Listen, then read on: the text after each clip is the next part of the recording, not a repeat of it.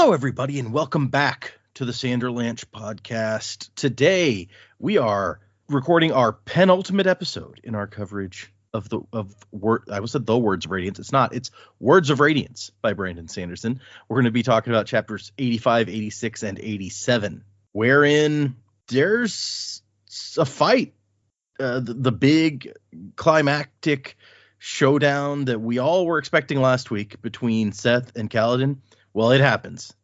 And there's also some, portal magic with Shallan and all sorts of other stuff. But I think the big draw is the Szeth stuff here. So we're going to talk about all of that. Should be very interesting. I'm Data, and with me today is Jack, Jamie, and Joe. So hang on to something, everybody.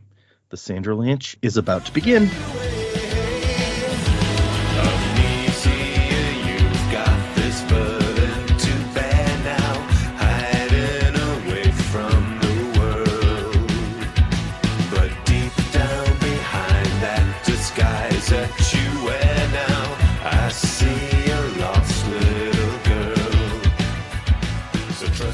So yeah, 3 chapters this week and some action-packed chapters. What did you guys think of these 3 chapters? Yeah, no, these chapters were, the Szeth fight. I was 100% in on that. I just ate that up completely. Loved it. Loved every second. Like him fighting Dalinar, him taking out Royon unexpected. Royon probably didn't deserve that. But, for a minor character we don't really know too much about, that was a hell of a way to go out. So I salute you, Royon. Like, rest in the Tranquiline Halls or whatever it is. And then, yeah, Kaladin dropping in and going on a massive spree with him was that was the climactic fight we've been waiting for. That was Kelsier Mistborn level action. Loved it. Loved every second. Like, the other stuff was good too, but just it's hard to match the excitement of that. Shallan doing her thing with the portal was really cool. Yeah. Whatever's going on with Renarin, he doesn't seem like he's having a good time. I did think from when Szeth showed up, the Parshendi just seemed to vanish from the narrative. I'm not sure if I just missed something there, but they just, I don't know. I thought we were still retreating from a battle there. And then when Szeth showed up, it's like the Parshendi just were not a factor anymore. So I don't know if they've run away or if they were all killed or I don't know what's going on there. I'm very confused. But, yeah, a lot of cool action, nice wrap-ups of stuff. Elhokar being adopted by the Hadazians was not on my bingo card, but I'm here for it. Yeah, a lot of fun. Really, good stuff. I want to say that when Aladar shows up, he's like, we've killed most of the Parshendi, and the ones that are left are running or retreating or whatever. So, but I guess we can double-check that when we get there. Yeah, it just seemed considering... yes, the book has been building towards, the Szeth and Kaladin fight, but from the Alethi perspective, this has been all about the war with the Parshendi, and it just seemed to kind of just fizzle out a bit there when something else more exciting started up. Yeah. We never did get a good look at... I guess part of the problem there is that, 2 of the 3 battle sites... It was Aladar had a battle site and Royon had a battle site and Adolin had one, and 2 of those are not perspective characters for us. So we didn't see anything that was happening on those sides. We saw Adolin's. Sure, but also this set of chapters we read through in quite a number of perspective characters who were not on that bloody list. So they could have easily just had something from Royon or Aladar's thing. It's we've beaten them back. Or something, I don't know. Royon in the sky. You're right. He probably didn't deserve that. Yeah. Also, I don't think you get to rest in the Tranquiline Halls. Aren't you supposed to be battling with the heralds to take them back from the Voidbringers or something? So, look, I'm not going to lie. It's been at least a year since we last read anything about what goes on there. So I apologize if I've forgotten the specifics. Fair. I'm just it doesn't sound like that fun of an afterlife is what I was getting at. Yeah. Well, wherever he winds up and whatever he winds up doing, I wish him the best. Good on you, Royon. Yeah, look, my sentiments pretty much echo what Jack had to say. That's the battle we always look forward to reading about. So that was a lot of fun. I did love seeing Kaladin just kind of embrace it and own it, and off we go. I did love that his shard blade didn't have to be a blade. That was a cool little touch that I hadn't really considered before, but as we know, everyone else that we know that has a shard blade has an actual blade. So that was that was a lot of fun. Definitely provoked a lot of thoughts for me about Shallan's past and Patton, and yeah, how that all came to be, because we've made some assumptions about how she got her shard blade, but that was definitely thought provoking. And yeah, the Parshendi, I was like, we have been building to this battle for 2 books now, 2 really large books, to have it kind of take a back seat. So I've got some feelings on that too. But yes, there was a lot of perspectives. Yes, there was a lot happening. Almost too much happening, but admittedly, I did have to stop-start a lot when I was going through these chapters this week, so I didn't really get a good continuous run at it. But it was good. Like, we always like this part of the book, so I look forward to seeing how some of that pans out now. Yeah, it's interesting to me that you both kind of have that same feeling, that it's like kind of not as big a deal as we expected from the final battle with the Parshendi. But I mean, yeah, like, as I'm thinking about it, I'm like, I guess I can't disagree with you. It does seem a little bit anticlimactic, and we get distracted by like, hey, what are Kaladin and Szeth up to, huh? Interesting. Yeah, I mean, it seems like we're coming to the end of the book, wrapping up a lot of what Dak and Jamie say. I agree with, for sure. I do think that the climax is probably not the Parshendi. It's definitely, we kind of left that behind. I think maybe our climactic moment for that was Adolin kicking Eshonai off into the chasm. That's probably our moment of climax for the Parshendi fight itself. Hopefully, a good amount of them have survived. We're unsure on that at this time. I think that's kind of, where R'lain was coming from near the end of our section, when he's like, well, I hope some of my people are alive. Maybe I'm the only one left. And so the climax of the actual book itself, I think, was all of the events, right? Like the storms intersecting, the confrontation with the Parshendi, and then Szeth showing up in the middle of that confrontation, and then Kaladin, and I'd even include like Elhokar and Kaladin facing Moash, and then him becoming a Knight Radiant. Like it's like it all was kind of the climax, right? Like each of these events in separate places came together, and then Kaladin showing up and fighting Szeth after Dalinar and Adolin couldn't beat him. So I actually really enjoyed kind of all of those events converging. I feel like there was a lot more convergence from each of the separate storylines than we even saw in the last book. Mm-hmm. So I really enjoyed that, right? Because a lot of our characters in the last book were still separated. Shallan was not, in the thick of things yet with the rest of the characters, and so now, all the people that we've been reading about for 2 books have converged, and not only that, they also know to an extent what each other are. Now, Shallan still has some weird secrets going on, but for the most part, everybody's kind of put their cards on the table and it's like, yeah, I'm this, or I have this power, or I do this. So it's kind of a cool moment to experience that, and like everybody kind of being like, oh, yep, we are these things and we have these powers and we're acknowledging it now. So I really enjoyed each of the sections for that reason, for sure. As far the only thing I was slightly disappointed by, which I mean, it does sound fun and cool, but it also gave me kind of like a Last Jedi feel, was when Lopin's sitting there with the gem and then he absorbs a little bit of light. I'm like, oh no, now is everybody gonna have light powers, even the Herdazian? I mean, look, if he gets his arm back, that's awesome, good on him. But at the same time, I was like, what are we doing here? Is everybody about to get powers? Is it gonna be well, I guess not everybody got powers in Legend of Korra, but you know what I'm saying. So that's exciting, but also like, I don't know about that. It could oversaturate the powers market. Yeah, well, I mean, look, the Knights Radiant are coming back, so I guess like maybe the Spren are just like, F it, we're coming out, we don't care anymore. Let's do this thing. Like maybe there's just a giant influx of Spren after Kaladin fully realizes like his Knight Radiant ship. They're just like, yeah, let's do this. Plus all of the, you have in addition all of the Parshendi, well, not all the Parshendi, a lot of the Parshendi using Spren as well. So it's like there's a big Spren influx into their reality is what I'm saying.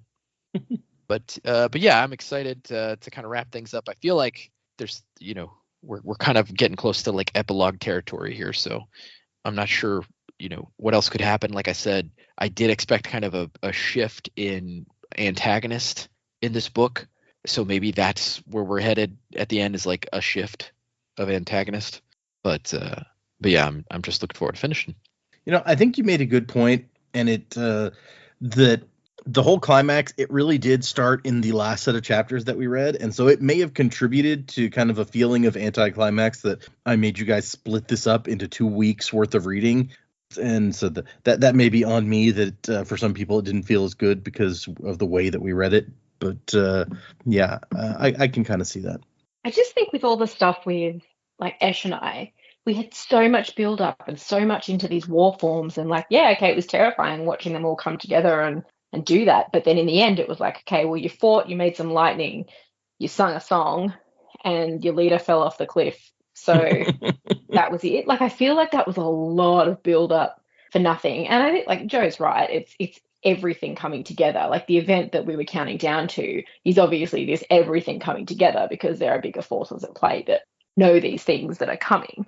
But I was just like, oh, like, we spent a lot of this book with Esh and I, like, relatively, and I have so much more that I want to know about her and what the hell's going on with her sister. And I don't think I would feel like there's a closure to that story, which there might not be. We still have 3 more books to read here. It's like the Parshendi aren't just going to disappear from the story, surely.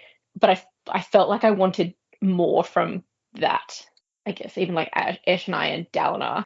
Yeah, but I think it did do a good job of bringing everything together.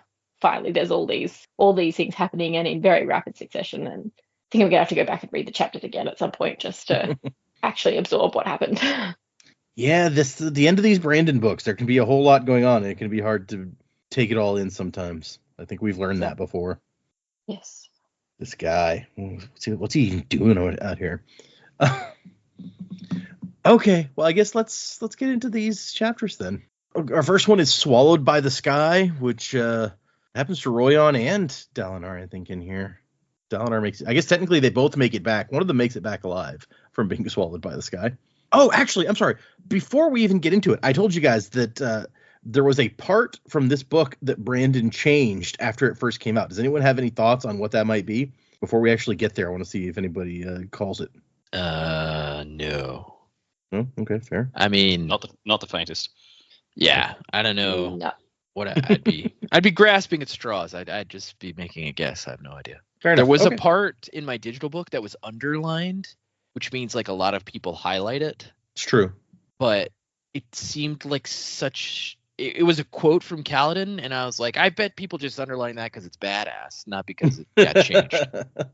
Okay, well, I brought out my 10th anniversary edition leatherbound and marked that page so that I can note both versions when we get there. So we'll get there. All right, Swallowed by the Sky. The epigraph is from the diagram West Wall Psalm of Wonders, paragraph 8. But who is the wanderer, the wild piece, this one who makes no sense? I glimpse at his implications, and the world opens to me. I shy back. Impossible. Is it? And a note from Adrotaja is, could this refer to Mraize? Do we think this refers to Mraize? Well, I think it refers to Hoyd, who I also theorized is Mraize, so yes. True, you did. Oh, yeah, okay, fair. Yeah, I've kind of assumed that this is a Hoyd reference, but I guess it could theoretically. Adrotaja could still be correct. It's a fair point. And so Dalinar is out here. He's got a message that Shallan has found the pathway and wants all the soldiers to go there. And he's like, she didn't even say she could open it? Okay, well. And Pete's like, no, but she said that we have to go. We can't face what's coming. 2 highstorms. And Nefani's like, what? How could there be 2? Like, that's not a thing that's ever happened in the history of the planet. And Pete's like, I don't know. She said it was called like an Everstorm. And she says they're going to collide like right here. And they look around and there's definitely a storm or something coming. The wind is blowing the tents all over the place. And we get a note, Aladar has won his plateau. And Dalinar's like, oh, really? Awesome. Oh, okay. High Prince Aladar said the singing Parshendi went right down. Let him slaughter them. And the rest broke and fled. Even with Royan's plateau fallen, we've won the day. And so Dalinar's like, okay, well, let's everybody move on to that round plateau, like Shallan said. And Kale, whatever, however you say the Cael, who's taking these orders, is like, sir, have you seen that? pointing to the west where there's red lightning and all sorts of crazy shit happening. And Dalinar's like, okay, yeah, let's leave the tents. Everybody get moving. Let's go. And Royan's here, and he's like, I want you to go take command of your men, lead them to safety. And then something comes flying through the tent, and it is Adolin, all messed up. I mean, a lot of it is still from his fight with Eshonai. Like, Dalinar notes that he's missing, like, one of his gloves and his helmet. But also, his nose is bleeding, and he's lost one of his, leg pieces, which those are new things that have happened. And Dalinar's like, who could do this to a shard bearer? And then is instantly like, oh, well, I mean, I know who could do that to a shard bearer. Okay. And he looks up, and sure enough, here comes the assassin in white. And so after Szeth shows up, we cut to Shallan. And Inadara is helping her look at all the stuff in the Oath Gate. And she's like, it's all in the Dawn Chant. I can't make sense of it. And she looks over, and Renarin is kind of going nuts. He's like, I can see it. I can see the future itself. Why? Why, Almighty? Why have you cursed me so? He stands, cracks a rock against the wall. She's like, where did he even get that? And then he starts writing zeros on the wall. It's come. It's come. It's come. We're dead. We're dead. We're dead. Okay, he's getting a little creepy now. We called her out for calling him creepy last time, but it's getting kind of creepy now. Yeah, he's gone nuts. So he's scratching numbers into the wall. Does that mean what I think it means? Well, what do you think it means? He's been touched by the diagram. Was he the one writing the numbers all this time? We thought it was Dalinar. I think that is the implication here, yeah. And Dalinar thought it was himself because his own knife was used to do it one time. And he's like, oh, it must be me, like, while I'm in the visions. But this does make it seem like maybe that wasn't the case. Hmm. But how do they all not realize that it's Renarin? Like, assuming Renarin's in the room, it's not just Dalinar and Renarin in the room. Yeah. I mean, he's never doing it in the room while everybody else is there. So it's always like in a nearby room. So I don't know. Maybe it wasn't just Renarin, or maybe it wasn't Renarin at all. And he started doing it just now. But yeah, I don't know. Yeah, I sort of got the vibe that it was like Renarin's now starting to see things. Maybe this is all new, and I'd probably freak out too. Yeah, if I just started seeing the future all of a sudden. It's new and scary. I don't like it. I can see the future. And so we leave that again to go back to Dalinar. And Adolin can't really get up because he's lost one of the legs of his armor, and he's on the ground. And Dalinar's like, when you take the princedom, son, don't let them corrupt you. Don't play their games. Lead, don't follow. And then he goes. He's like, you're a better man than I. I was always a tyrant who had to learn to be something else, but you've been a good man from the start. And so he goes, like, he's giving his last message to his son. He's expecting to die here. And I don't know if you guys were also expecting that. We've been kind of expecting Dalinar to die from day one, so... Nah, I didn't think he was going to die. And he summons his shard blade. And the Bridge 4 is like, they got his back. They're like, we're ready. And he's like, no, guys, let me handle this. You guys can't do anything. And he asks Szeth, like, why did you kill my brother? Did they even explain their reason to you? And he says, I am Szeth's son Villano, truthless of Shinovar. I do as my masters demand, and I do not ask for explanations. And he thought before now that Szeth looked really calm, but after he talked, he's like, oh, this guy isn't calm. This guy is nuts. Okay. And I also like that he tries to, like, bribe him. He's like, we don't have to do this if it's about paying. And Szeth's like, no, what I'm owed will come to me eventually. Every bit of it. That was kind of out of character for him, but I guess he's just like, I mean, if money's all it is, then yeah, I got that. Yeah, you know, it's no big thing. I've heard this works sometimes. You like money? Sadeas uses money a lot. Maybe I should use money. I'm gonna try and offer you a brib. Am I saying it right? Yeah. I think that really Dalinar may just be trying to stall him for a second while he waits for his shard blade to show up. Yeah. And if Sadeas wasn't such a major dick, I'd ask him. But I don't have the time, and he is a dick. He is. It's true. Aladar, you know anything about bribs? Bribs? Do you mean bribes? Yes. Yeah. It's like, no, I don't think that's it, actually. Wait, no. That may be something else. How do you spell it? Neither of them can spell. I was about to say, yeah. Wait, never mind. You can't read. Neither can I. This is good. And then we cut to Adolin as this battle between Dalinar and Szeth starts. Who's like, I gotta help my dad. So he starts trying to get out of his armor. And Scar and Drahi are there to help him up. And he's like, dude, you guys are awesome. You're getting a raise. Let's get this armor off me. And then he looks over and Dalinar is fighting like it says he moved beautifully. And we cut back to Dalinar, who's fighting for his brother. He's fighting as he wished he had all those years ago for the chance that he missed. And he's just like he's like top form. He is moving so fast, so perfectly. But Szeth is moving supernaturally fast, and Dalinar cannot quite match that. So he manages to hold his own for a while. It says he survived, but he did not win. And eventually he makes a mistake, and Szeth gets a punch in, which cracks his ribs. And he's like, oh, this is not good. And Dalinar concludes, like, as he goes down, he's like, he knew the truth he always should have known. If I'd been there on that night, awake instead of drunk and asleep, Gavilar would still have died. I couldn't have beaten this creature. I can't do it now, and I couldn't have done it then. And it brought him peace after 6 years to know that, like, it wasn't his fault that his brother died. Yeah, both peaceful and major bummer. Yeah. Although, honestly, yep. I got to say, we saw, and it's been a long time since you guys read this, we saw the fight between Gavilar and Szeth, and it was actually pretty close. I think another Shardbearer might have made the difference.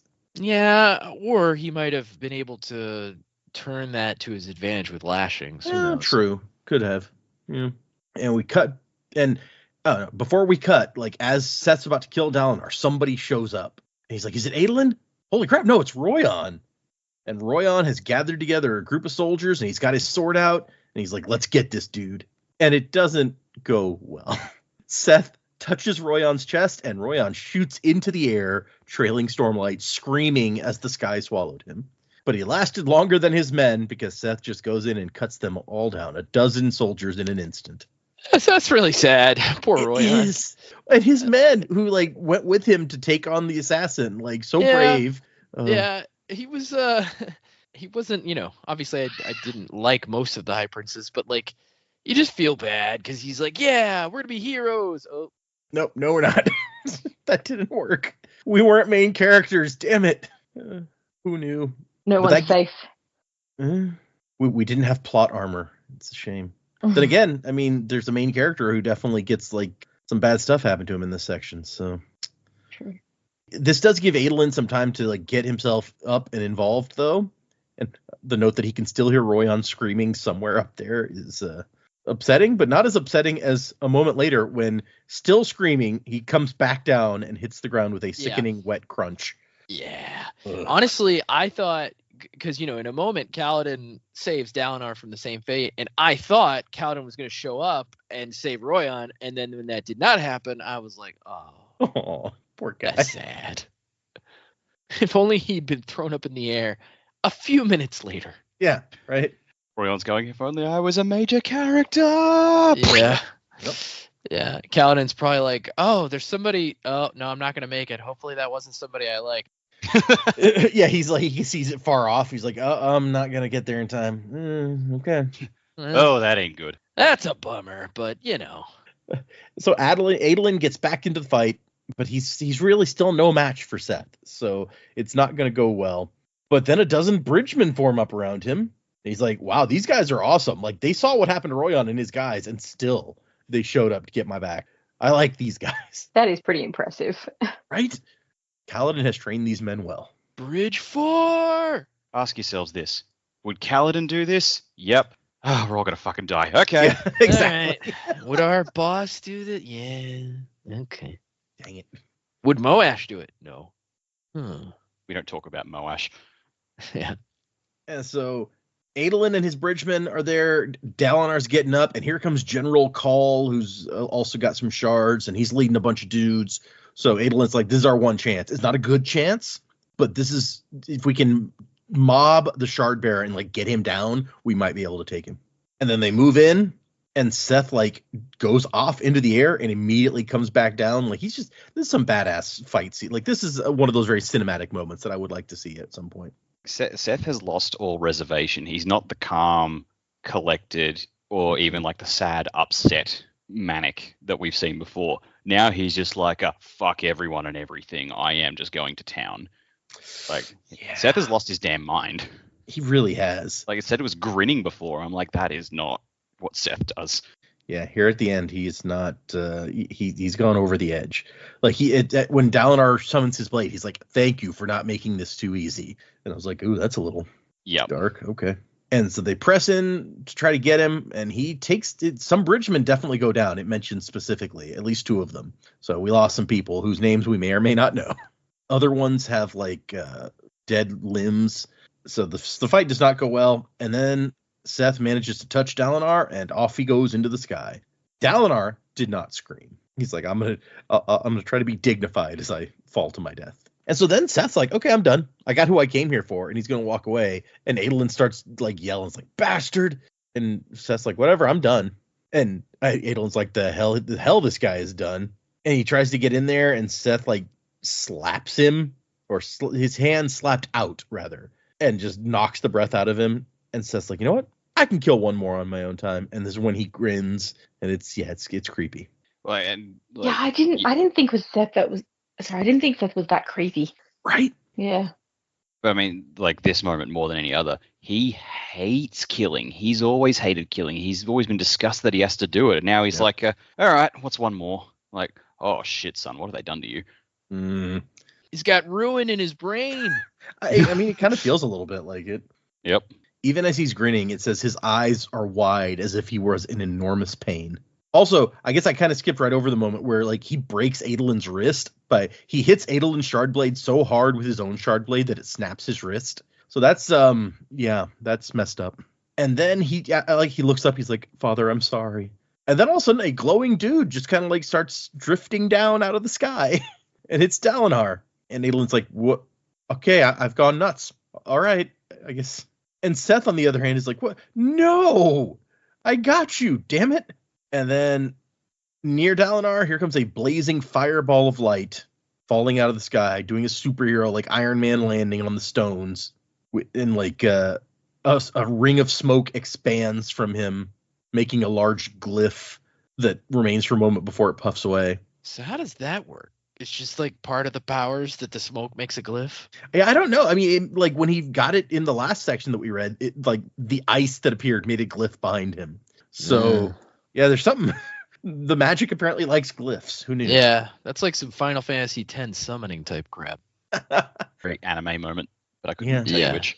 I was thinking it felt a little Elantris. That was very much about like the written magic-y things. Sure. And Kaladin gets his badass appearance, like superhero appearance line. You sent him to the sky to die, assassin, but the sky and the winds are mine. I claim them as I now claim your life. And that's where the chapter ends. Get off my lawn. Wait, no, get off my cloud. Pretty much. Then we go to chapter 86, Patterns of Light, and it's a very short diagram bit this time from the book of the second desk drawer. One is almost certainly a traitor to the others, which, what could that be in reference to? Is it Moash? See, I was going to pull up, we've gotten a couple from the second desk, the book of the second desk drawer before. And so I guess presumably this is related to those. This is paragraph 27. Previously, we saw paragraphs 14 and 15. And paragraphs 14 and 15 were both about the unmade, about Moloch. And it's like the unmade are a deviation that may not be worth your time. So that may be what we're referencing here. If this is still talking about the same thing. One of the unmade is a traitor to the others? The shards as a whole, who knows? Or maybe it is Moash. He beat up Kaladin. He's the traitor. Yeah, that guy's the worst, right? Just the fucking worst. So I like at the beginning of the chapter, it's now we're in Kaladin's perspective, and he's like, yeah, I was just like flying out here, and I saw something glowy rise up, and it turns out it was Dalinar. Who knew? So I helped him out, and everything's good. He's like, you won't kill anyone else. He looks over and sees Royan, so except him. Well, I mean, we don't see him notice that like some of his bridgemen are dead, so that's probably for the best. Yeah, true. Oh no, we do see him. I'm sorry, we specifically do. He sees 2 corpses, one of which is Mart and one is Pedin. I don't think we know Pedin, but we knew Mart because Eth and Mart were brothers, and Eth is like clutching his brother's dead body. So yeah, okay, pissed off Kaladin. I know, right? Wouldn't you be? I was gonna say which brother, but I only have one, so that doesn't. Yeah, come on, man. Yes, it's not good. Kaladin tells everyone, you guys need to go. I saw a big old storm coming from the west. I'll deal with our friend here. And Dalinar gets this moment of like, you are what I've been looking for. And Kaladin says, yes, finally. And then he's going to go after Szeth. And he asks Syl, are you ready? And Syl says, of course, I'm not the one that we've been waiting on. And then they go. Really? Is this the time? I don't think she can not tease him. Like, it's just who she is. Yep. And we cut to Renarin, who's continuing to be like, we're dead. And Shallan's just like, can someone shut him up? Like, gag him if you have to. I can't work like this. Which I'm kind of like, fair. Like, he's not being helpful. Yeah, it's like, my future brother-in-law's a dick. Just shut up. But then she spots He's having something. a panic attack. Yeah, I mean, in other circumstances, I would be like, why don't we take a minute and help him? We may not have a minute right now. So I get where she's coming from. Yeah, I mean, come on. She notices that this thing has 10 lamps on the walls near the depictions of these different places with like gems in them. And she's like, oh my gosh, this whole thing is like a fabrial. And then we cut away to Dalinar's perspective, who watches the assassin and Kaladin hurl into the air. And he's like, all right, well, status of the retreat. And we get them. Adolin's like, damnation, that bridge boy is really one of them, a nice radiant. And Dalinar says yes. And he's like, ha, I knew there was something wrong with that guy. Adolin is finally justified in thinking there was something weird about Kaladin this whole book. Adolin was like, I needed something today. What about that Parshendi lady you threw off a cliff? Yeah, something I can hold over him later. Yeah, right. And then Gallant, his horse shows up, and he's like, oh, man, this is great. Now I can ride because I can't walk. And I love, this is one of my favorite bits, where it's like Royan's troops, he's worried about them, and then as he passes by, a voice is like, hey, Dalinar. And it's Sabariel and Pelona sitting beneath a canopy eating fruit. Pelona is reading a novel. He's like, yeah, we liberated your supplies. They were blowing past at the time, headed for certain doom, so we figured you wouldn't mind. And also, Sabariel has managed to organize Royan's troops into a retreat over to the other plateau. And Sabariel's like, yeah, they were making a racket, wandering around, weeping, wailing, very poetic. I thought somebody should get them moving. And Dalinar's like, okay, well, you guys don't dally or you'll die. And Sabariel says, like, Royan? Unfortunately. So it is true. Who am I going to make fun of now? Poor Sabariel has lost his straight man. Sabariel's funny and all, but it's like, the dude just died one of the most horrific deaths trying to save his leader. Like, maybe just back off a second this time, dude. I mean, it does say that he looked sad. Yeah, he seems legit sad about it. Yeah, but yeah. And then Dalinar finds Aladar, and who says, "What in Kelek's tongue is going on out here?" Which I think that's a new one. But Royan is dead. The assassin is attacked. Hopefully he's distracted. And Aladar's like, "Hey, we won. I scattered those Parshendi. We left more than half of them dead, maybe even 3/4 of them. And Adolin killed even more on his plateau. And the ones from Royan's plateau have fled. We won." And then he's like, I mean, it doesn't matter, does it? Shouldn't this feel better? Like, and Dalinar says, exhaustion, pain, suffering, that's usually how victory goes. Which, yeah, that's nice. Very cheery. And we cut to Kaladin, who is fighting Szeth up in the storms. And he's just happy. Like, Syl is alive. A lot of people died down there in the army, but still, things have taken a turn for the better. And she says, I was only as dead as your oaths, Kaladin. And then he notices, okay, so that red storm is from the Parshendi. Why is there a high storm coming? And she's like, oh yeah, my dad. He brought the storm, rushing its pace. He's broken. He doesn't think any of this should happen. He wants to end it all, just wash everyone away and hide from the future. This is the ultimate get off my lawn. It really is. And Kaladin's like, oh, so the Stormfather wants us dead too. Awesome. This is the best day. And we find out that he can summon his Syl. It says Syl formed into a blade. So the blade is literally made of his spren. And he doesn't have to wait 10 heartbeats because the delay is something of the dead, she said. They need to be revived each time. So all other shard blades are dead spren, we learn here. Yeah, super cool. Not morbid at all. Like it. Which also explains why they scream when Kaladin touches them, because he can hear them. Yeah, it's like, not only are we dead, we're in agony. Yeah. But not manhandling the bodies. I mean, yeah. It explains a line that we saw before. I don't know if you guys remember. Let's see. Let's see if I can find it. Maybe it was in the first book. Let me go back to the Way of Kings. Oh, crap. That's the Way of Kings Prime. I don't want the Way of Kings Prime. There was a line in, I thought it was this book, but maybe in the previous book, where the Stormfather's like, you're going to kill my child and give her corpse to evil men or something like that. And we were like, what does that even mean? Well, here now we know what that means, because the corpses are the shard blades. And Kaladin makes it up to Szeth, who is like, I'm truthless. You have stolen honor blades. It's the only explanation. And Kaladin's like, yeah, I don't even know what you're talking about right now. and I don't know why it would matter if I did have whatever you said. And Szeth goes, I hear your lies. I know them. And then they fight, and Catelyn's like, damn it, I should have practiced more with the sword. And she's like, oh, yeah, you probably want a spear, huh? And she turns into a big, cool shard spear with glowing, swirling glyphs along with the sharpened sides. Yeah, right? Oh, yeah, you use a spear. I forgot about that. Here you go.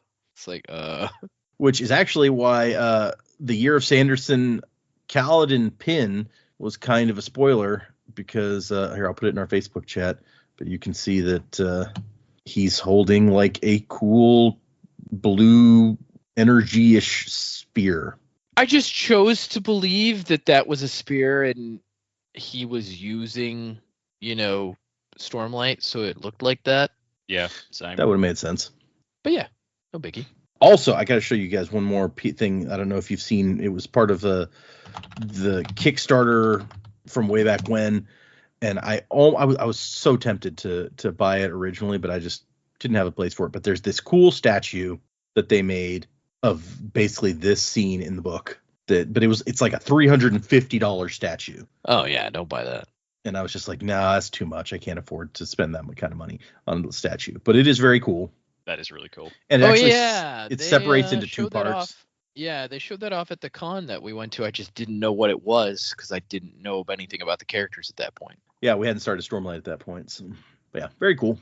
And Szeth is just like, no, I'm truthless. No questions. Not allowed to ask questions. Let's do this. And we cut to Shallan, who is using her power to like draw Stormlight out of gems that anybody happens to have and like shove them into the gems in the Oathgate. And she's like, oh, well, I guess so much for keeping my nature as a surge binder hidden. And Inadara is like, how are you doing this? And she's like, I don't know, whatever. Magic, This whole Kaladin turning, like, basically his weapon turning into other weapons. Again, Final Fantasy reference. Very Final Fantasy 15 with the main character. I haven't actually played 15, so. Yeah, it doesn't hold up well. It was good when it came out, but going back playing it. And then Adolin shows up, and Shallan bumps into him. She's like, oh, hey. And he's like, oh, great to see you. I hear you're going to get us out of this mess. And she's been inside this whole time trying to figure out the Oathgate, right? And she's like, what mess are you talking about? And shit is bad out there.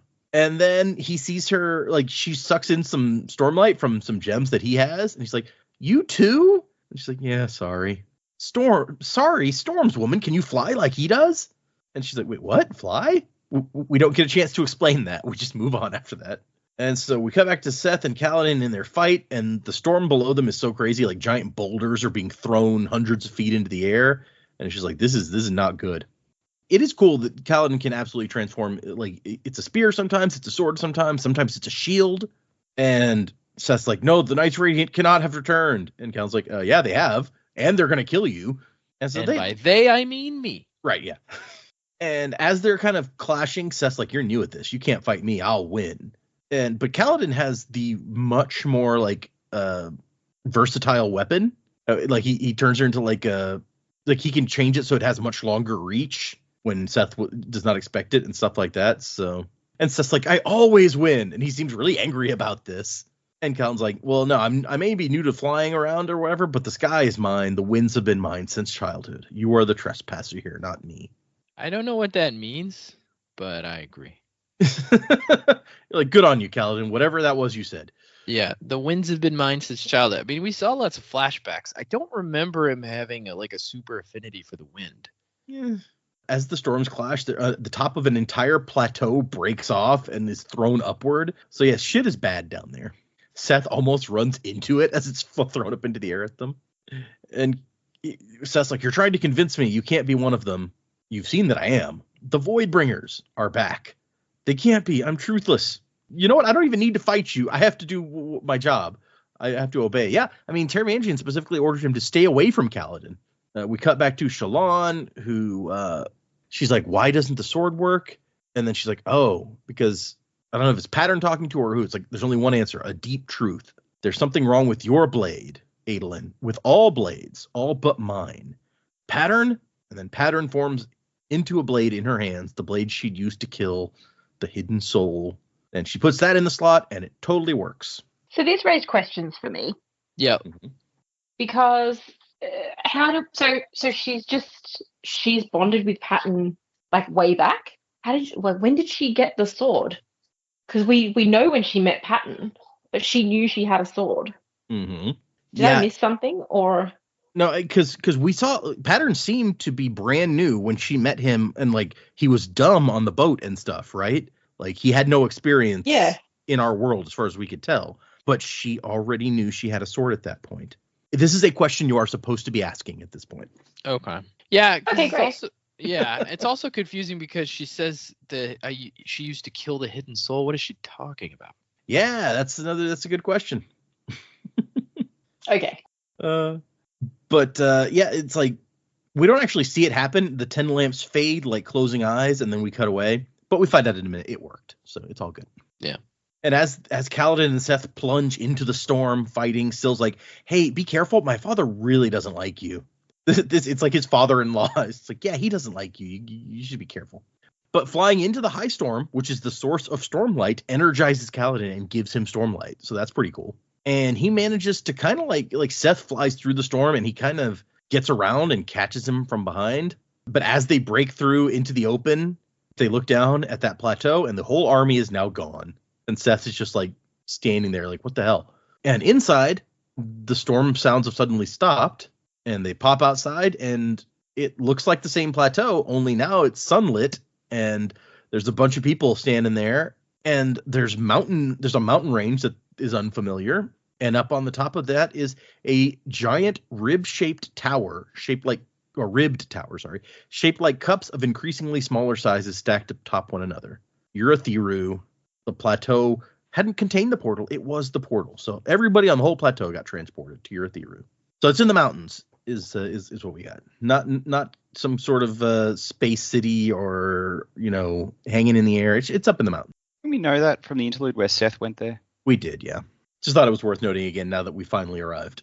And Szeth is pissed off because Dalinar's gone. And then he's like, wait a second. I know a thing that looks like this. They went to that city, didn't they? And Kaladin, once again, no idea what he's talking about, but follows him anyway. Kaladin's like, can somebody clue me in here? What's happening? But yeah, the problem is Szeth now knows where Dalinar has gone, theoretically, and Kaladin does not. So he cannot let Szeth get away because he will not be able to find him again. And Szeth breaks through the storm. Kaladin kind of sneaks around the side. He's like, oh, he thinks he's lost me. And then they fight some more, and Szeth's trying to get away, and Kaladin is not letting him. It's very cool. And Szeth is eventually like, it's really true. I was right all along. I was never truthless. I could have stopped the murders at any time. And Kaladin's like, yeah, I still have no idea what you're talking about, but you never had to kill anybody. My orders. No, that's excuses. That's a you choice, man. If that's why you murdered, you're not the evil man I assumed. You're a coward instead. And Szeth is just like, looks at him and is like, nods. Like, yeah, no, you're right.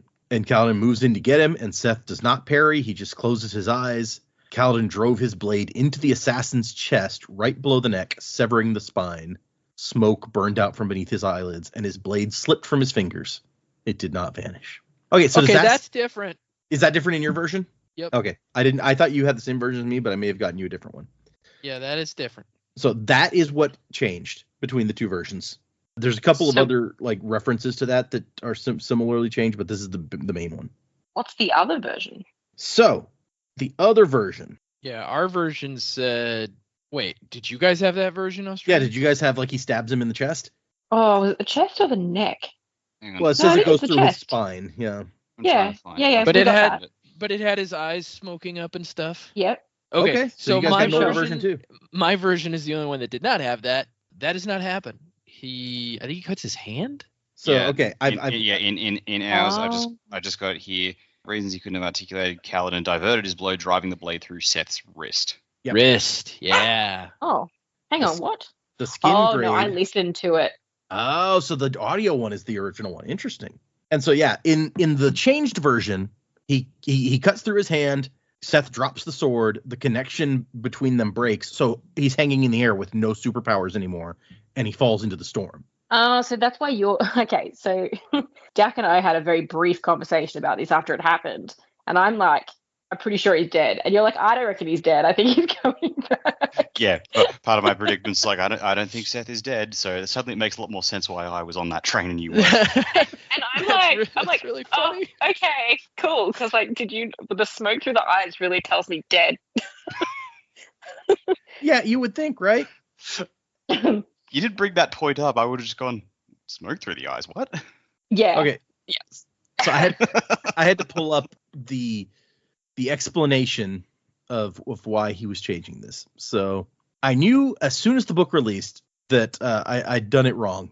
The battle at the end between Kaladin and Szeth, I toyed with letting the storm take Szeth, essentially him committing suicide, as opposed to him spreading his hands and letting Kaladin kill him. I felt that after the oath Kaladin had just sworn, stabbing a docile opponent unwilling to fight back just didn't jive. So I tweaked that, changing the paperback from the hardcover, which produced mixed results. Most people agree the change is better, but they also say they'd rather not have the hardcover and paperback have different accounts of it. Yeah, I mean, that makes sense. It's like, we like the way you changed it, but also, like, if I read this version, it's this. If I read this version, I mean, I get it. That is kind of like almost like a George Lucas-esque thing to do. It kind of is, yep. Whereas, like, in other like works of fiction where they're like, oh, I should have changed that, they just tell their audience, like, yeah, I did that, and now that I think back on it, I wish I'd done it this way, but, you know, it is what it is. But I also think too, it's not that Kaladin was fighting an opponent who wasn't willing to fight back. Like, he stopped fighting. He was fighting, Mm-hmm. and he stopped in that moment. Like, I don't see that as Kaladin being like, I'm striking down him after he stopped fighting. Like, he went, you have a point. He was expecting a return, and it didn't come. Yeah, I think you're right. That it does make a difference when it's like he's not fighting right this second, but it could be a feint or something, like, you know, that. Yeah. I can't pull my punches just because all of a sudden he's acting a little weird.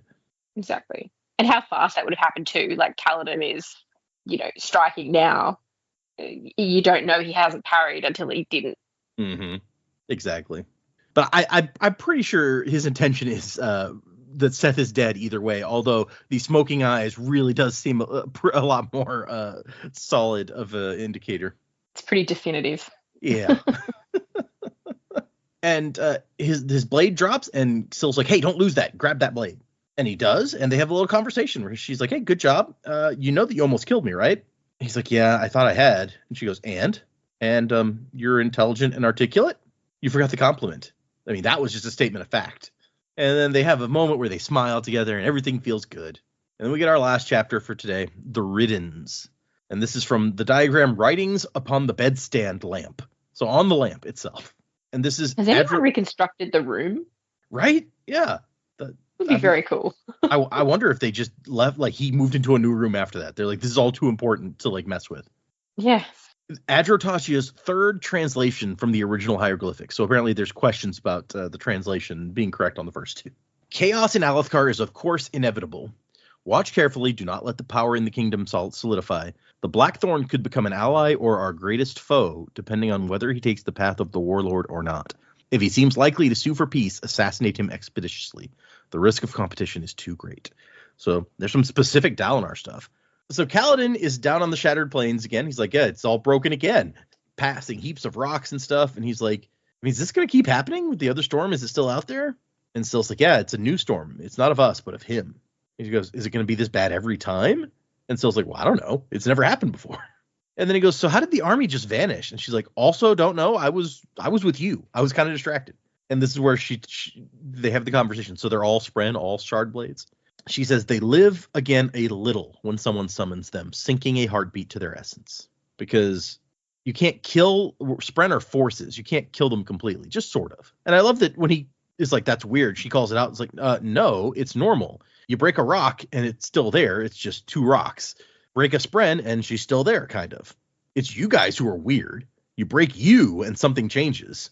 And then we talk about the blade. Why doesn't this one scream when I hold it? And she goes, because that one's not a Spren. I think it's one of the honor blades, the swords of the heralds. So we finally specifically get a call out of what honor blades are. They are the swords that belong to the heralds, which I think we'd already theorized, but this is calling it out. I think, yeah, when they said there was 10 of them, we thought, oh, that's got to be like the originals, the OGs. Yeah. And that's exactly what she says, basically. Is that what Dalinar now has? No. He had the other guy's sword. He has a sword that he took from town, but we established that the descriptions are different. It's not the sword Talon showed up with. Somebody swapped them out at some point. Okay. So she says, any man who holds this weapon will become a wind runner. Honor gave these blades to men, and the men got power from the blades, Spren saw what he did and figured out how to imitate it. So they really are like the OG blades. And so with this sword, someone can do everything you can do, but without the checks that a Spren requires. So they don't have to be honorable or whatever. They just get to have powers. And then he sees some guys and he's like, hey, and it turns out that it's some of the bridgemen. They've come, they're here. And Rock's like, oh, you got another shard blade, or is this one yours? And Callan's like, oh no, I took this one from the assassin. And they're like, holy crap, you slew the assassin in white? He's like, oh yeah, no big. Yeah, he was a wuss. I told him he was a coward and he just gave up. He kind of did. It's true. And they talk about the Radiant girl, and he's like, oh, Shallan? Okay, yeah, no, I got it. She had a shard blade, so it kind of makes sense. And so she sent them back here to wait for him because they knew this is where he'd be coming. Oh, and also R'laine is here. And he's like, oh, dude, it's so good to see you. Bright Lord Dalinar has pardoned R'laine, Sigil says. And Callan's like, for being Parshendi? And R'laine's like, no, for being a spy. A spy for a people it appears no longer exist.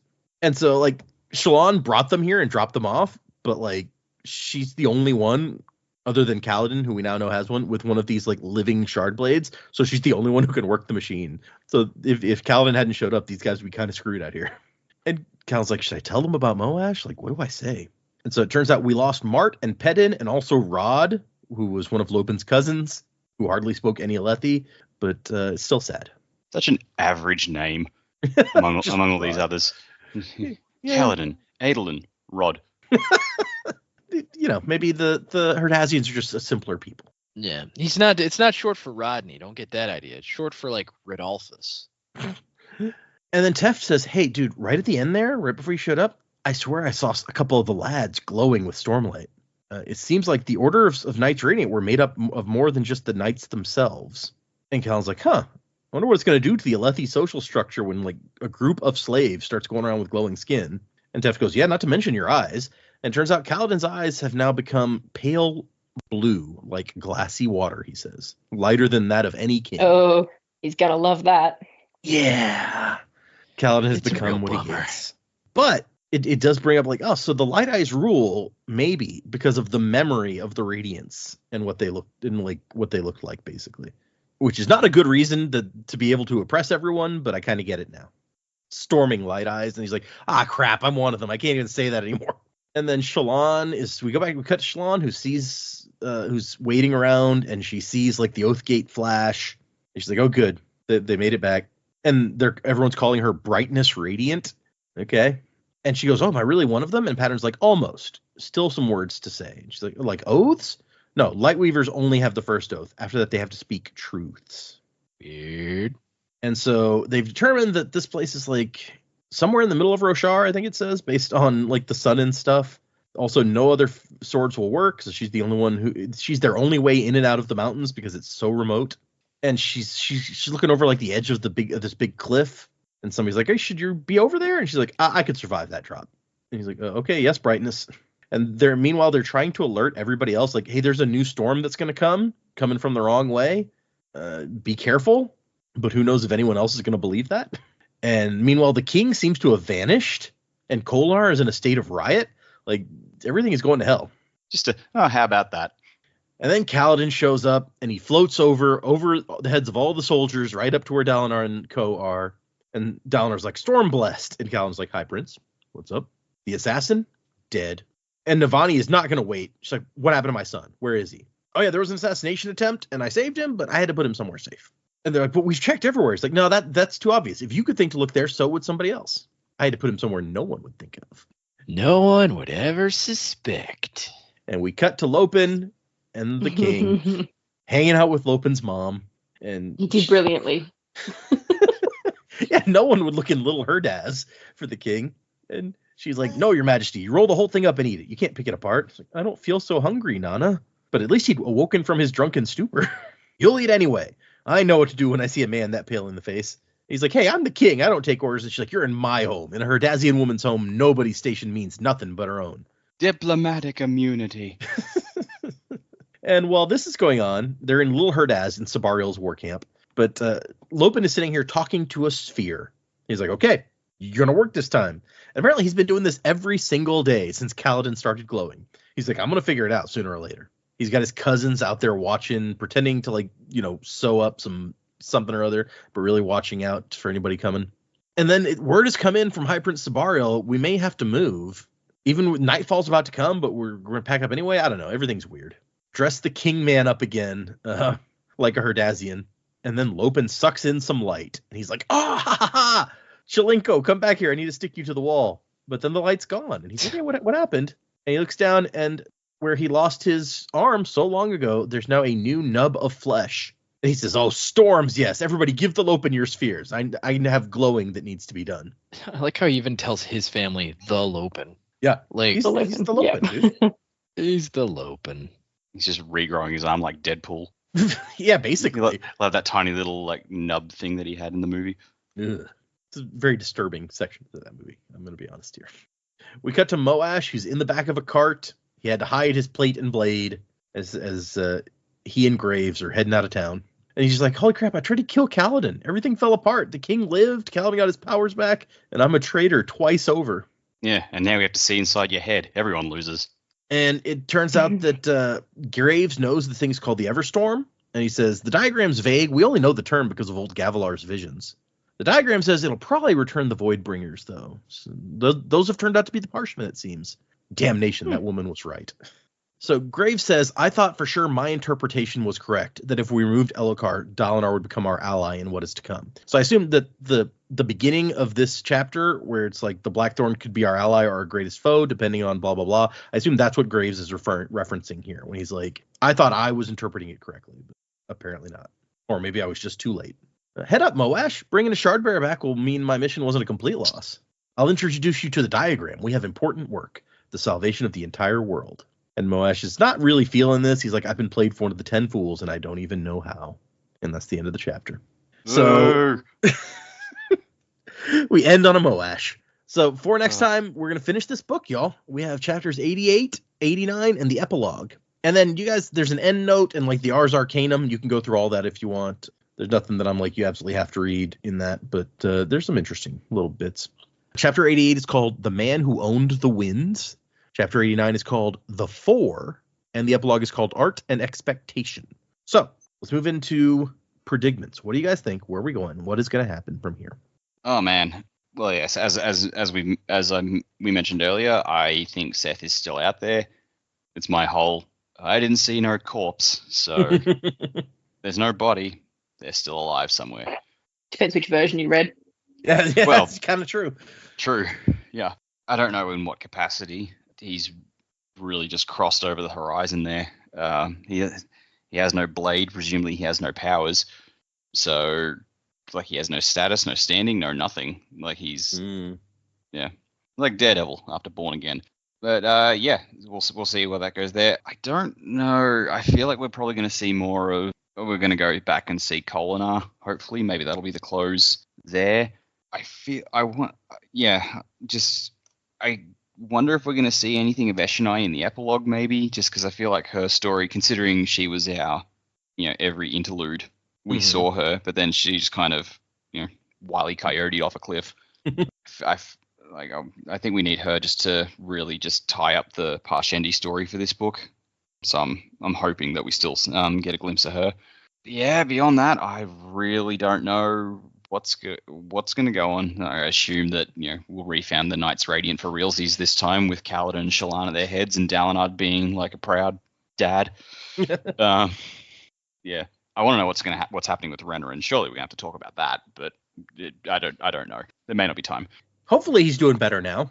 We live in hope, but I don't know. No one else seems that bothered by him. I mean, yeah. There was jokes in the fandom that Dalinar sometimes forgets he has two sons.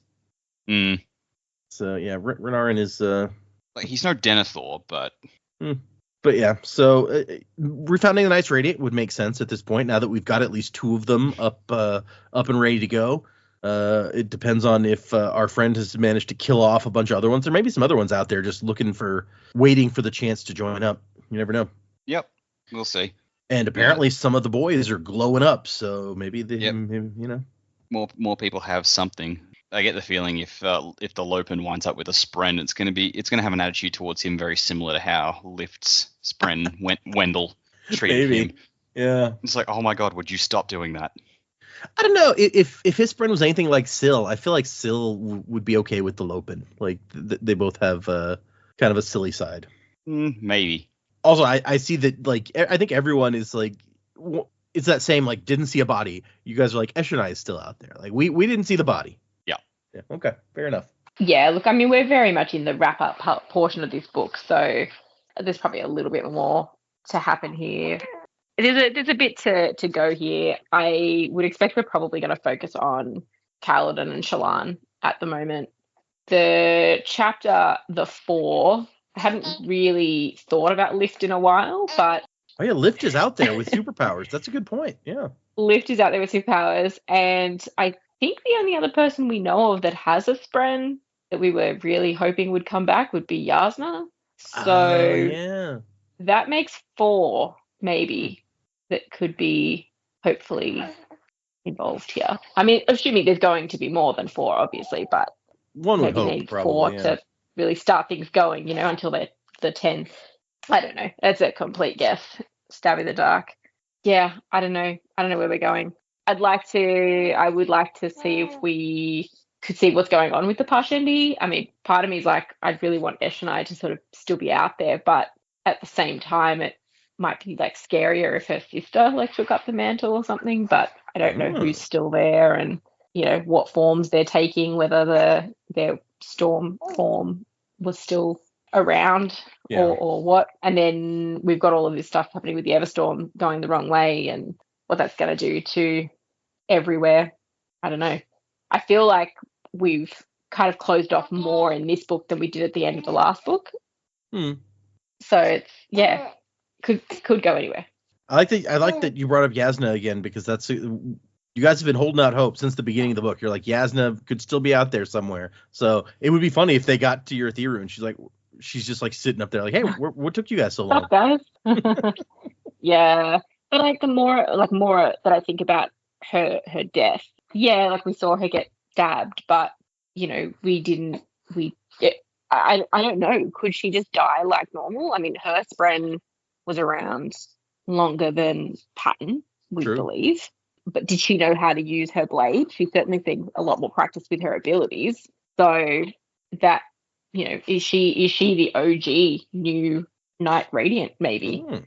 She's, what better way to sort of go underground? And the fact that she was brought up again by Graves made me think, there's more to that. Like, yes, there's significance there through, they were both in Kharbranch, like Taravangian and Yasna.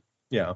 There is a connection there that's not, like, if she was dead, it could still be explained. But the fact that he was talking about it just made me think, I feel like that's just peppered in there to make you think, remember Yasna? Like, she's got relevance. So, yeah, I think I was already firmly in the camp that Yasna's alive. Yeah, and we had a hint also in the Taravangian thing where he was like, was Yasna alive? Like he suspected? Had she faked her death? But so we've gotten a couple of bits in here that are kind of like drawing your attention, like, hey, remember Yasna? Maybe she's still. Yeah. So I see where you're coming from. If she's gonna show back up this book, we're almost out of time though. There's other pretty books. Cool though. It's like the last thing. It's like boom, there's Yasna. Yes. I'm back, bitches. Yeah. Okay. Yeah. So the next chapter, I mean, I feel like that's probably a reference to Kaladin or maybe the Stormfather himself. So we could have some interaction between him and Kaladin. I'm assuming that's who Dalinar interacted with as well. So based on the events that took place, so maybe Dalinar will interact with him some more because he was definitely talking to Dalinar. It's true. The 4, I agree with Jamie, but I actually think the 4th person is a different person as opposed to Lift. I do think Yasna may show up at the end of the book. I think we've been waiting for that for like almost the entirety of this book. Mm-hmm. And so it would be kind of a cool thing right at the end. It's like, Yasna's back. Things are getting crazy. And so I do think that it's possible for her to return. But I actually think the 4th one is Dalinar, because Dalinar's been having conversations with the Allfather or with the Stormfather. He's got to have some Radiant connection as well. Oh, okay. Also, I believe there was a reference to him earlier in the book, calling him a bondsmith. So I feel like that's probably whatever his Knight Radiant title or whatever. Because, what is Kaladin's a storm? What is it? Storm Runner? Wind Runner. Wind Runner. And then Shallan is a what is it called? Lightweaver. Lightweaver. Lightweaver? Yeah. So I think Dalinar's was made reference to as a bondsmith in like a diagram or something in a previous chapter. And so I think he's the fourth, right? So we've got those four: Shallan, Dalinar, Kaladin, and Yasna. So I think those are the four that it's making reference to as like the founders of this new Knights Radiant peoples. And then what was the epilogue title? The epilogue title is Art and Expectation. Art and Expectation sounds like it's in reference to Shallan, right? Yeah, I can see that. She's all about the art. But I mean, I assume everybody's going to be featured in the epilogue. And so we'll get everybody kind of back in and see where everybody's at. Yeah, Moash, maybe I'm hoping he's not in the epilogue, honestly, but I think him leaving with Graves was probably his version of the epilogue. But yeah, I'm very interested to know, like, maybe Yasna will come back and she's like, okay, I'm back, and here's the problem. Yeah, let me lay it out for you idiots so you know what's going on. Because you're all sitting here thinking the Parshendi were the thing, and now we got this going on, and way to go making an Everstorm. Now we got now we got that problem on top of all the other problems we've got. Great job. Be nice if it featured Samesh. I think I agree with Dak. I think here's what I don't think he'll play a major role, but I do think Szeth is alive. I think Brandon gave himself that out in changing the ending a bit, not just to make Kaladin, not seem as vicious, but also to allow him to be able to use that character again. And I feel like he's got a couple of ways he could go, right? Like if he was to include Szeth back in a Roshar story, I feel like he could only be like an Easter eggy behind the scenes character. Like, oh, he was on page, but you didn't realize it was him. Oh. If he's going to be an actual Stormlight book. If he's not going to be in a Stormlight book, this is the Cosmere, right? So he could go and join, another group of world hopper people and go like find a cool hangout spot with some bros, With some bros, maybe those guys that were looking for Hoyd, go hang out with them. Yeah. Or he could go back to Shinovar and be like, I told you guys I wasn't crazy. I fucking told you. Yeah. I'm not truthless. I'm not truthless. You guys are truthless. you shut up. He Anyway. could be really dangerous. Yeah. No. He could go find another blade.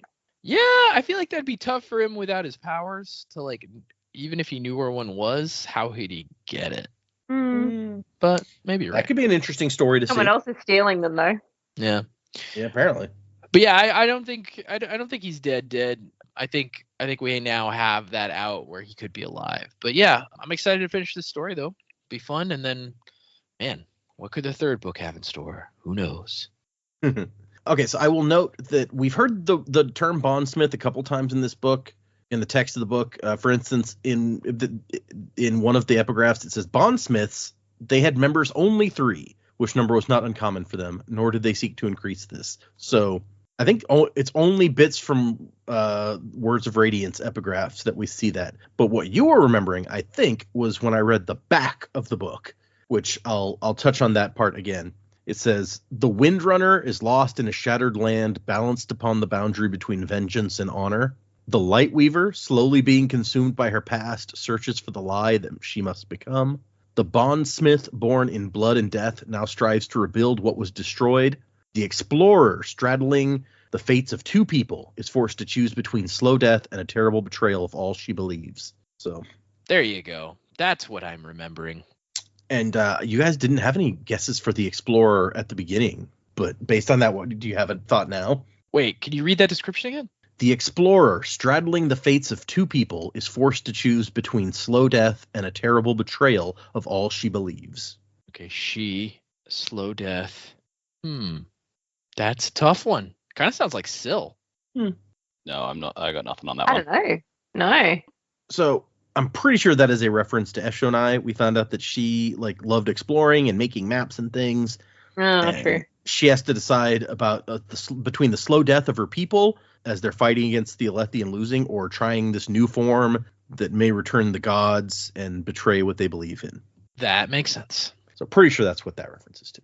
But it would be interesting also to see, he was pretty dead, but to see Szeth crop back up on a different planet or something, I agree that would be pretty cool. He's at least left himself open to that possibility by changing, the circumstances of the death. Yeah, I guess I could see that. Although, I mean, still, it's like it wasn't until the paperback apparently that he changed that. So that's like a year after this came out. I feel like that's a year when people would only have that one version of the story. So I don't know.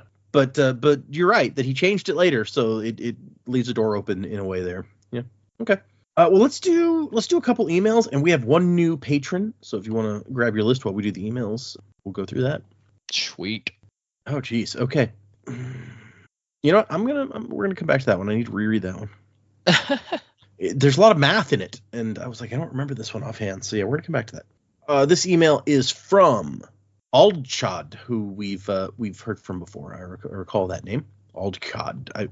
They told me how to pronounce it previously, and it's been too long now, I think. This email is titled, How Many Czech Listeners? Hey, Sanderlanche gang. Hope you're all well. First, I want to congratulate Jamie and Dak on your baby. Second of all, since someone asked how many listeners you have in Poland, I'd like to ask a similar question. How many do you have in the Czech Republic? I wouldn't be surprised if I was the only one, but maybe there's someone else out there. Wellington to the next, and so on and so forth. So let me pull that up real quick. Where's thanks. Okay. Oh, let me go back. Let's look at the last 12 months and see how many downloads we've had from the Czech Republic. In the past 12 months, we have had 882 downloads from the Czech Republic, accounting for 0.5% of our total. So probably not all one guy. That's a lot of downloads if it was just one person. Yeah, unless he just keeps deleting it and re-downloading it. Only you, Aldshot, know how often you download the show. So I guess you have to tell us. Are you the only one? And you do it. You the guy? Yeah. Okay. And a second email. This is from STE. A message from the past. Thanks for the podcast. Hey, Jamie, Joe, Dak, and Data. I just wanted to take a moment to thank you for your podcast. After finishing The Wheel of Time, I finally decided to dive into the Cosmere and did read Mistborn in January. After some research, I found your podcast and realized that your reading order aligns with how I plan to go through the books, at least as far as I planned up to now. So I listened to your discussions on the first book before moving to the second. Since I usually read these books without anyone to discuss them with, your podcast is adding a whole new dimension to the experience. It's great to hear different perspectives, theories, and insights, even if they're a few years old to you, but fresh to me. And luckily, I don't have to limit myself to reading just a few chapters a week. I have plenty of books to catch up on. Speaking of which, this email is technically a message sent into the future. From my perspective, you're still back in 2020, about to start the Well of Ascension. So if you ever mention this email on the podcast, I won't hear it for quite a while. It's like sending a letter through time. Oh, and since I've only just finished the first book, I'm still holding out hope for volcanoes. Thanks again for all the work you put into the podcast. I'm looking forward to the journey ahead. Well, you're not to be surprised. Well, not completely. Remember, there are volcanoes. There were always volcanoes. Like we knew that from the jump. Yeah, but there's a lot of volcanoes. Yeah. But welcome from the world of tomorrow or whatever. Whatever. I'm going to do one more email. I'm going to skip one that's quite long, but I'm going to stop to note. It's from Philip, who the signature says, much love from Czechia, Philip. So there's another person from the former Czech Republic who sent us an email. So there's at least two out there. It's funny we had those at the same time.